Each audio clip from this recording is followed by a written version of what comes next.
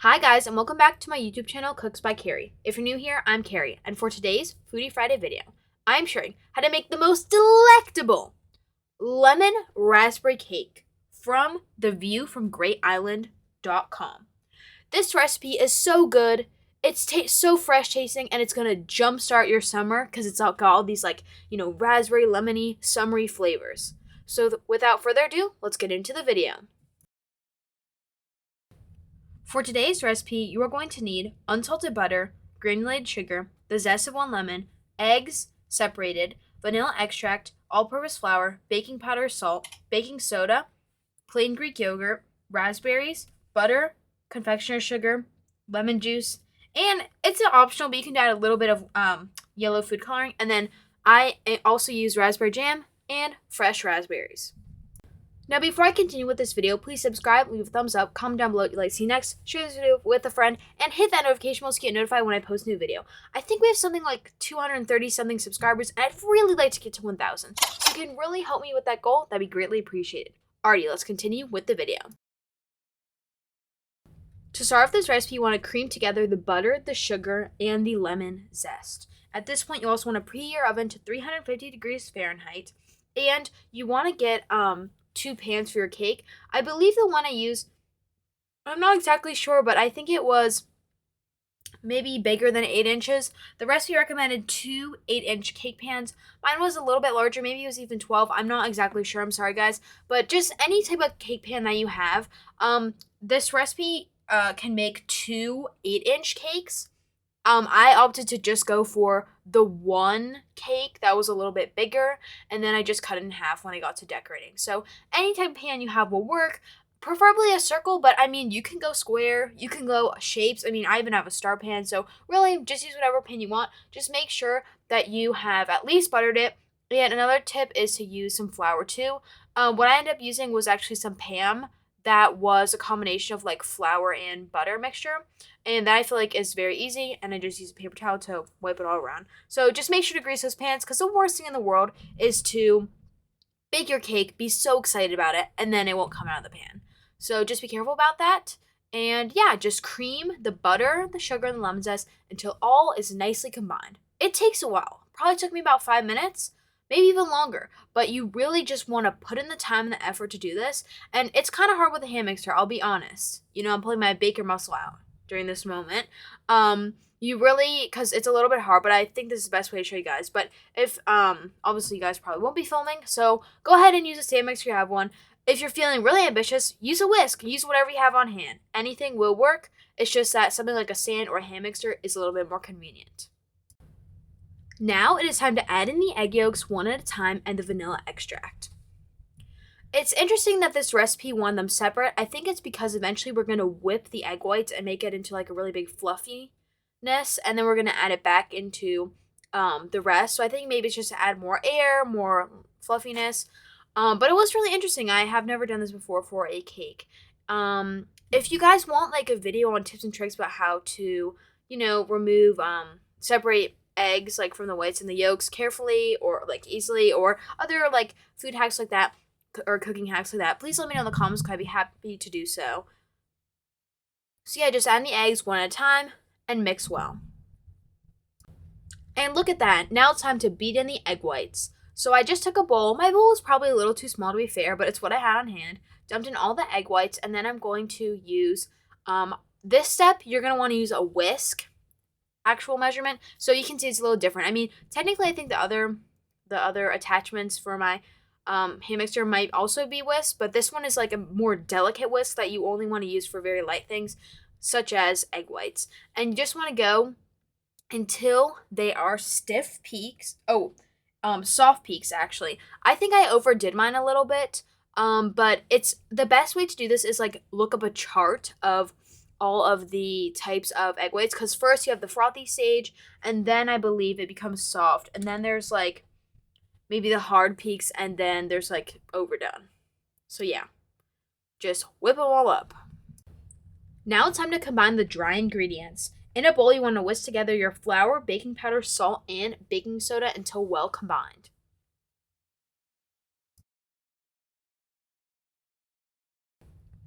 Now it's time to add in the Greek yogurt and the flour mixture, alternating between. Now, I think most of the time you're going to want to do a third of the flour, half of the yogurt, then a half of the flour, the rest of the yogurt, and then the rest of the flour. But I kind of just eyeballed it here. And so I did a lot of the flour first and then just add some yogurt and, repeat it and stuff. And you'll notice that it's a little bit hard to do at first because you want everything to get combined. But just make sure to get it all out and then eventually take a spatula and wipe down the sides. Just make sure it's all nice, combined, and beautiful. And it's looking really thick sometimes, but it's going to thin out too, especially when we add in the egg whites. So yeah, just do that until all of it is combined and it looks like a nice batter. Now it's time to add in our egg whites. Now, I believe, like I said before, they might be a little bit overdone. I think these are not soft peaks. I think I read that as hard peaks when I was looking at it. But, it's all good. And this time, you don't want to use a whisk. You want to go in and fold it with a spatula. So, people fold in different ways. I kind of do this method where I kind of fold it over. And then sometimes a really good method is you fold over and then you go halfway down the middle. But as you can see, I kind of just did my own thing. Just kind of tried to get it all nice and combined. The purpose of this is to get it more fluffy and combine it nicely, but you don't want to overmix here. But again, I might have overmixed a little bit and all turn out okay. Just don't overmix. But on the other hand, do mix well enough until all of the white streaks are gone. Because no one wants to eat a cake and then just get a bite of egg white. That would be very disgusting. And now the last step before it goes in the oven to add in the fresh raspberries. Now, the recipe said to use 1.5 cups of raspberries, and they like to use frozen. But guess what, guys? Raspberries are in season in June. I just figured this out by Googling some stuff, and these raspberries, chef's kiss. They are so good. They're so juicy and plump, and this is why I wanted to make this recipe, because I want to bring you guys a recipe that is very relevant right now. And it's just so beautiful. So anyway, now it's time to put them in the cakes pan. But what I was saying before is the recipe likes to use frozen ones. But I'd say if you can, try to use fresh. But there's not really going to be a huge difference in taste. It's just, so if frozen's all you have, go ahead with that. So it said 1/2 cups. I used about, I'm going to say, I think it was 2 or 2.5 pints. And I put a little extra in just because I love raspberries so much. But do, however, many raspberries as your heart desires.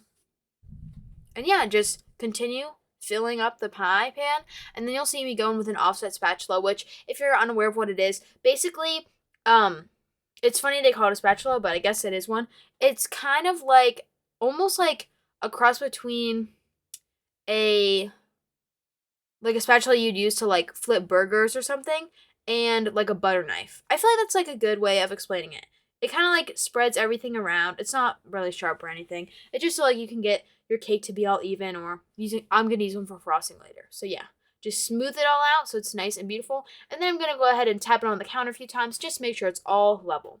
Also, this pan is a springform pan, which means at the end I can just unhook it at the sides, and it's really easy to get out. If you have one of those, use it because it's helpful. If not, use whatever pan you have.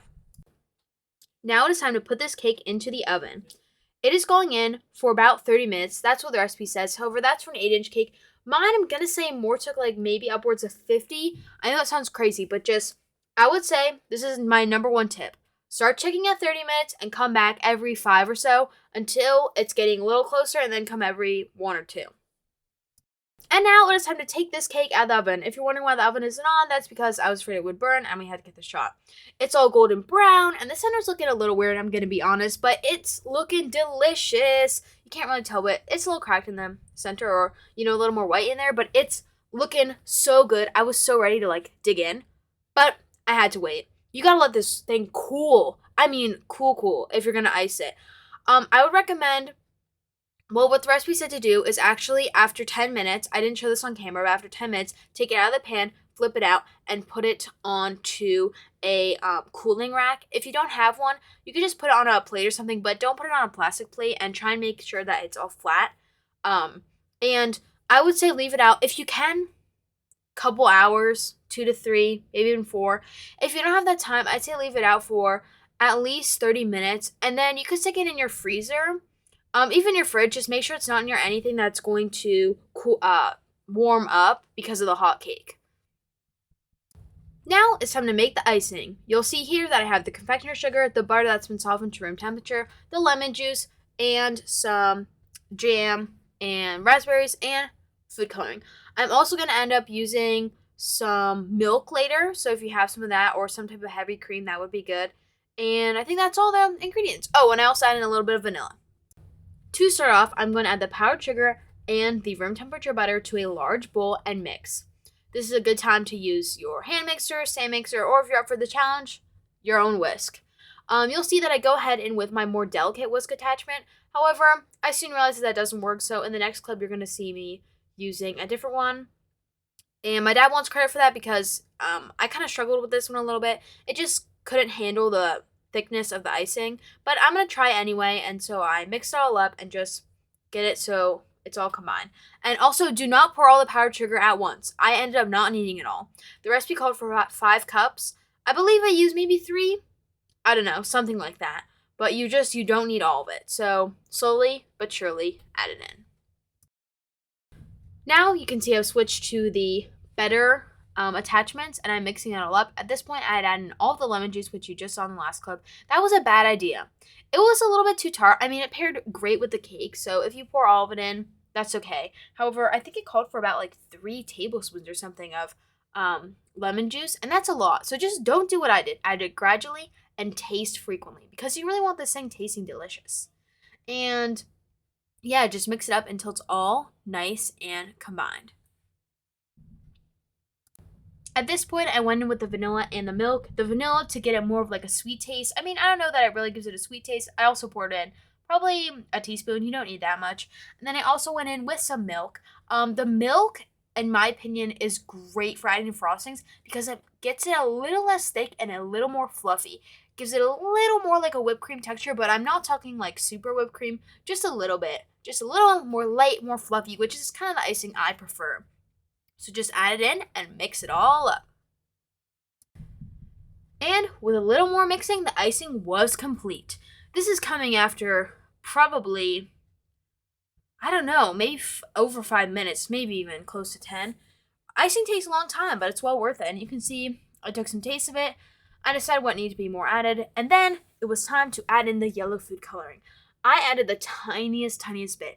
This part's optional, but I just want to add it to, I don't know, the recipe suggested it, and I just want to see, how's this going to affect it? And I gave it just a slight more yellow color, just more that lemony vibe rather than a white icing. It was still white, I would say. It was just a lesser white. And I feel like it came a little bit up more white when I was just mixing it than when I actually put it on the cake. It was more like a white color then. But I honestly, if you have yellow food coloring, I'd add it. I mean, why not? It looks pretty. Just a tiny drop, and that's all you need to make it look pretty. Now finally, the cake comes back into the picture. I've transferred it to a nice cake plate. At this point, if you have a turntable or I'm pretty sure that's what it's called. It's like any type of circular thing that can be like spinned. That's really what you want to decorate the cake on.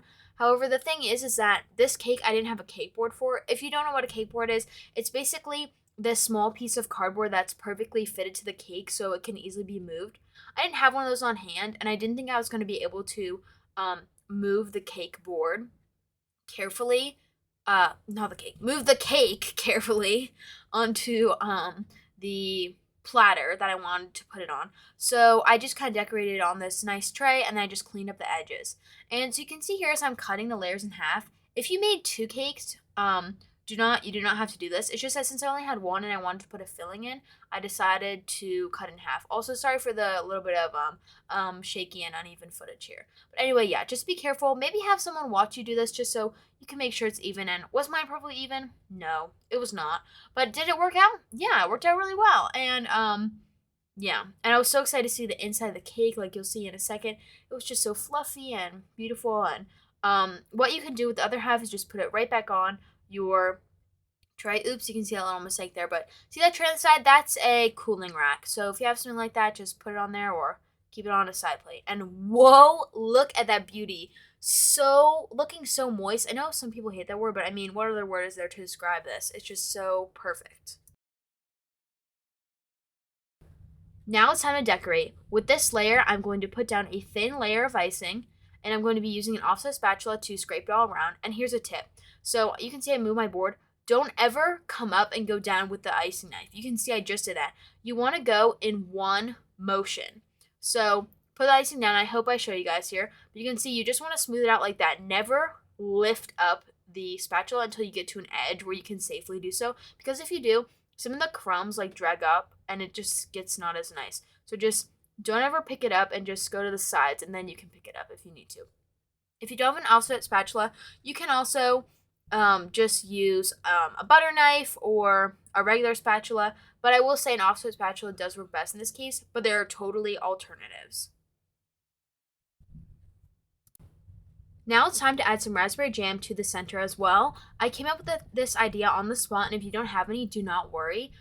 Basically, I just thought, wouldn't it be extra delicious if there was a little bit of raspberry flavor too in the icing mixture? So I just got a big glob on and I used a separate offset spatula to smooth it all around. I did the same thing as before. Now in this case, some of the icing kind of did mix, and that's okay because all the flavors are there. You're still gonna taste it all, but just kind of use the same methods as before. And then I'm going to go in with some more fresh raspberries so when people take a bite, they get that nice, fresh taste. If you don't have any left, that's totally okay, and this step is totally optional. Now it is time to add the other layer on top and ice the cake. Also, sorry guys, you can kind of see in the corner, that's part of our tripod. Sorry about that. But anyway, you add it on. I kind of just plopped it on. You can see there was like a few things I had to tuck into the sides, but it all worked out. Now I'm grabbing my big bowl of icing and I'm going along with the top first. I'm just adding a big glob of icing and I'm just going to spread it all around the top using my offset spatula and the techniques that I just showed beforehand.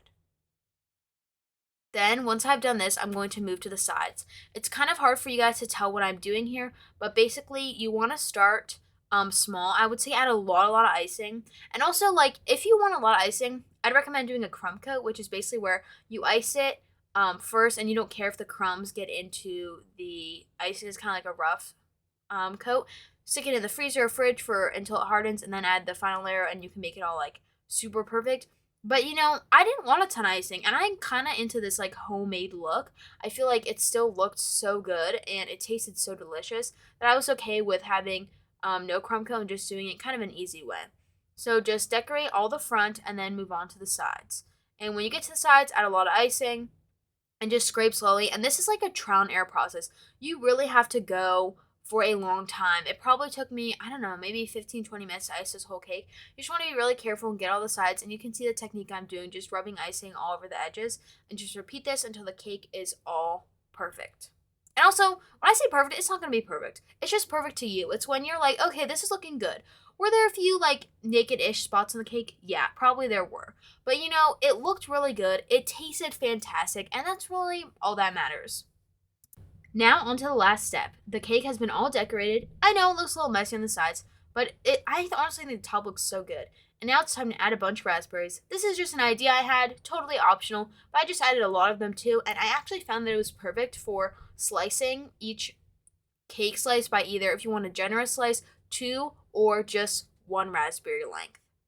So just put them all around the edges, and then your cake is complete. Super easy decorating, very beginner friendly. I would say I feel like I'm a very, well-rounded baker, been baking for a really long time. Decorating, it's not always my strong suit.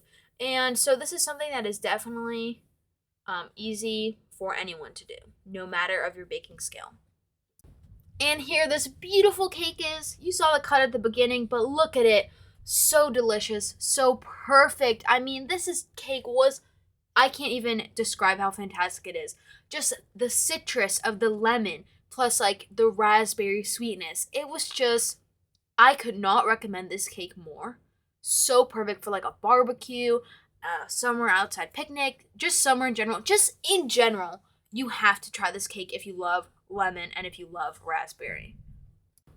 Alrighty guys, that's it for this video. Thank you all so much for watching. I know this is a longer one. Let me know, longer or shorter, what do you like? In the comments down below. Make sure to subscribe, like, comment down below, turn your notification bell, and share this video with a friend so they can see this video as well. Also follow me on Instagram at Cooks by Carrie. I post lots of photos of the food I cook and other updates and such. I will see you next Friday for Foodie Friday. And if you have any recipe suggestions, leave them in the comments down below. And if you make this cake, I want to know how it turned out. So also leave that in the comments down below. And I'll see you next time. Bye, guys.